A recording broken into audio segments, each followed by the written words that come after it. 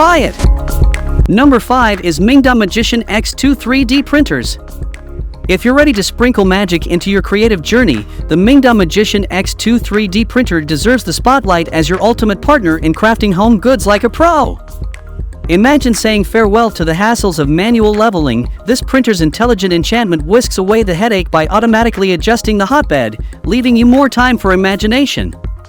Assembling the Magician X2 is like waving a wand, quick and easy, thanks to its user-friendly design.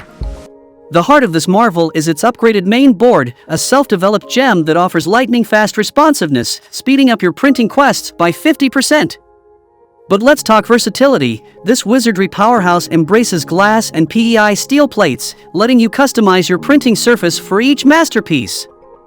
The all-metal hotend? It's like giving your creative spells an extra boost, ensuring your creations are as robust as beautiful.